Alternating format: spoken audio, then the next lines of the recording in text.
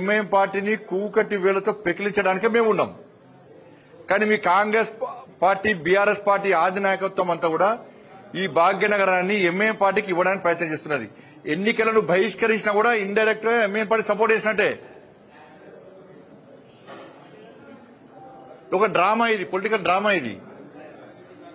మీ డివిజన్లలో 80% హిందువులు ఉన్న విషయాన్ని మీరు గుర్తుంచుకోండి. కార్పొరేటర్లకు మేము మీకు వ్యతిరేకం కాదు, విమర్శిస్తలే. మేము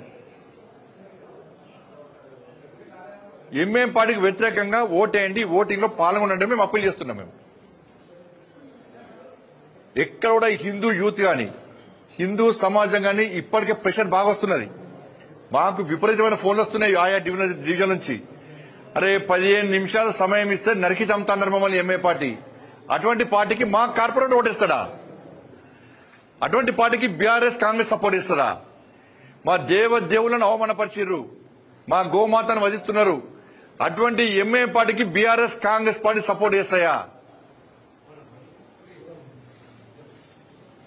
మా హిందూ సమాజాన్ని చీల్చే ప్రయత్నం చేస్తున్నారు.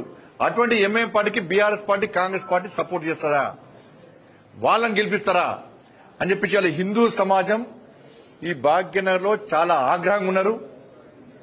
ఆయా కార్పొరేటర్ల మీద ఒత్తిడి తీసుకొస్తారు గ్యారంటీ. ఇప్పటికే స్టార్ట్ అయింది చాలా డివిజన్లలో కూడా. ఇంతకుముందు సమావేశం జరిగినప్పుడు చాలా మంది మా డివిజన్ అధ్యక్షులు చెప్తున్నారు, అన్న మా డివిజన్లలో హిందూ సమాజం అంతా ఒకటైంది. కార్పొరేటర్లు గిట్టారు ఓటింగ్ లో పాల్గొనకుంటే, ఎంఐఎం పార్టీకి వ్యతిరేకంగా ఓటు వేయకుంటే ఎట్టి బస్సులో హిందువులు వాళ్ళను నెక్స్ట్ ఎలక్షన్ లో వాళ్ళకు ఓటేసే ప్రసక్తి లేదని చెప్పి కుండ బదులుకుంటే స్పష్టం చేస్తున్నారు. ఇది అనుకుంటారు కావచ్చు, ఇంకా 6 నెలల దాకా ఉంటుందని చెప్పి. పక్కా 6 నెలల తర్వాత జరిగే జిహెచ్ఎంసీ ఎన్నికల్లో ఈ BRS party Congress party corporator డివిజన్లలో ఓటు వేసినప్పుడు ప్రజలకు ఇదే గుర్తొస్తుంది, ఇదే గుర్తొస్తుంది. కాబట్టి దయచేసి గుర్తుంచుకోండి, మీరు మీ అధిష్టానము ఆదేశాలు ముఖ్యమా, నెక్స్ట్ మీ రాజకీయ భవిష్యత్తు ముఖ్యమా ఆలోచించుకోండి. మేము మాత్రం వదిలిపెట్టే ప్రసక్తి లేదు. మళ్ళీ మీకు రిక్వెస్ట్ చేస్తున్నాం, మీరు ధైర్యంగా రండి. నెక్స్ట్ మిమ్మల్ని గెలిపించే బాధ్యత మాది, హిందువులదే. మిమ్మల్ని గెలిపించే బాధ్యత హిందువులదే. ఆ డివిజన్లో హిందువులదే మిమ్మల్ని గెలిపించే బాధ్యత.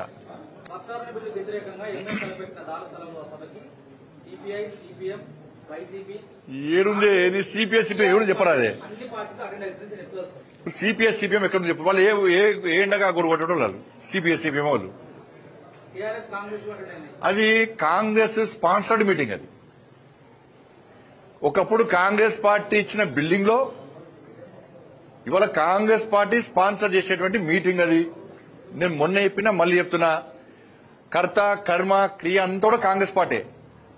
కాంగ్రెస్ పార్టీ సూచన మేరకే ఇవాళ తెలంగాణ రాష్ట్రంలో వక్ఫ్ సవరణ బిల్లుకు వ్యతిరేకంగా ఇవాళ కొన్ని ముస్లిం సంఘాలు ఎంఐఎం పార్టీ ఆధ్వర్యంలో వాళ్ళ ప్రోద్బలంతో వాళ్ళ మీటింగ్ పెడుతున్నారు. దీంతో ఏం అయ్యేది కాదు. నేను ఇవాళ మీటింగ్ పెడుతున్నటువంటి ఆ ముస్లిం సమాజానికి సంబంధించిన నాయకులను ప్రశ్నిస్తున్నా. ఇన్ని రోజులు తెలంగాణ రాష్ట్రంలో దాదాపు 77,000 ఎకరాల స్థలం ఉంది. ప్రతి సంవత్సరము 1,000 కోట్ల రూపాయల ఆదాయం వస్తుంది దాని ద్వారా మీరు ఈ తెలంగాణ రాష్ట్రంలో ఏ పేద ముస్లింకైనా న్యాయం చేసిండ్రా? ఎవరినైనా పేద ముస్లింను ఆదుకునే ప్రయత్నం మీరు చేసిండ్రా? దానికి సమాధానం చెప్పాల్సిన బాధ్యత ఆ వేదికకున్నది. వాళ్ళ ఇవాళ నరేంద్ర మోడీ గారి ప్రభుత్వం ఆ ముస్లిం పేదలకు సహాయం చేయాలి, వాళ్లకు న్యాయం జరగాలని చెప్పి ఒక మంచి ఆలోచనతోని ఈ సవరణ తీసుకొచ్చింది. దీన్ని వ్యతిరేకిస్తే ముస్లిం సమాజంలో పేదలను వ్యతిరేకించినట్లే. అంటే పేదలు ఎక్కడ ఉండండి, పెద్దోళ్ళంతా ఓవైసీ లెక్క ఉండాలి, ఓవైసీ కుటుంబం లెక్క ఉండాలని చెప్పి అంటున్నారు. और अगर बीजेपी ये समझ रही है कि उन्होंने 2014 में इख्तिदार पर आए तो पहले ट्रिपल तलाक का ऐसा कानून बनाया जो मुस्लिम खवातीन के खिलाफ बनाया, फिर उसके बाद उन्होंने CAA का कानून मजहब की बुनियाद पर बनाया, फिर उसके बाद उन्होंने UAPA के कानून को गंदे तरीके से उसको और ताकतवर बना दिया, फिर उसके बाद उन्होंने मजहब तब्दीली का कानून अपनी बीजेपी जहां पर इख्तिदार में रियासत में बनाया, फिर अब वो यूनिफॉर्म सिविल कोड बनाने की बात कर रहे हैं।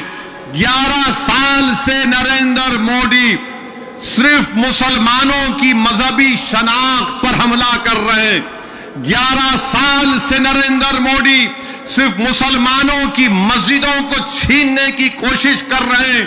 11 साल से नरेंद्र मोदी मुस्लिम खवातीन को ताकतवर बनाने के बजाय उनके सरों से हिजाब को छीन रहे हैं। 11 साल से नरेंद्र मोदी बुलडोजरों के जरिए सबसे ज्यादा दलित और मुसलमानों के घरों को तोड़ दिया। अब यूनिफॉर्म सिविल कोड के नाम पर हमारी शरीयत को हमसे छीनना चाहते हैं। वो शरीयत जो शरीयत एप्लीकेशन एक्ट 1937 है, जब संविधान बन रहा था तो बाबा साहेब अंबेडकर ने कहा था कि शरीयत एप्लीकेशन एक्ट बरकरार रहेगा, मगर आज नरेंद्र मोदी ये समझते हैं कि मैं बाबा साहेब अंबेडकर से बड़ा दूरंदेश हूं। मिस्टर मोदी, आप अंबेडकर के पैर की धूल भी नहीं है, इस बात को याद रख लो आप। मेरे अजीज दोस्तों और बुजुर्गों, और दूसरी बात यह है, मैं आपसे कह रहा हूं कि अपने सफों में इत्तेहाद को मजबूत रखिए।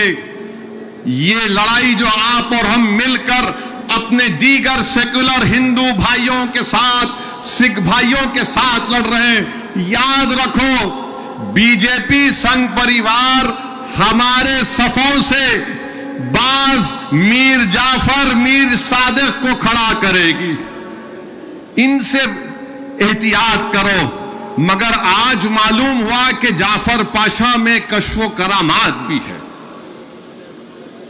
मुझे अभी किसी ने व्हाट्सएप पर भी जाया कि जो इस वफकी कानून की ताईद में आ रहे हैं, जो बड़ी बड़ी बातें करते हैं,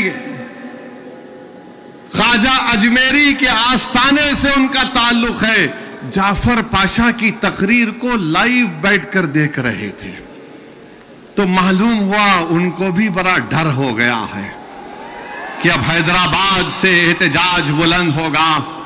अरे जो तुम ख्वाजा अजमेरी के आस्थाने के जिम्मेदार हो ना, मैं पार्लियामेंट में इंशाअल्लाह ताला ख्वाजा एक्ट के तरमीम का एक बिल लाऊंगा और प्राइवेट मेंबर्स बिल लाकर कहूंगा कि तुम नहीं बनोगे, उसमें पसमानदा को किसी को बनाना पड़ेगा। तुम तायीद करोगे, मैं तो ला रहा हूं प्राइवेट मेंबर्स बिल आइंदा सेशन में, तुम देखना। अरे तुम लोग कितना गिर सकते हो, तुम कितना गिर सकते हो, कम से कम उस आस्थाने की निस्बत का तो लिहाज रख लो। तुम उस आस्थाने की निस्बत का तो लिहाज रख लो, और इस बात को भी याद रख लो कि जब तुम और हम इस दुनिया से जाएंगे तो आरएसएस वाले अगर तुमको खंधे पर लेकर गए कब्रिस्तान में,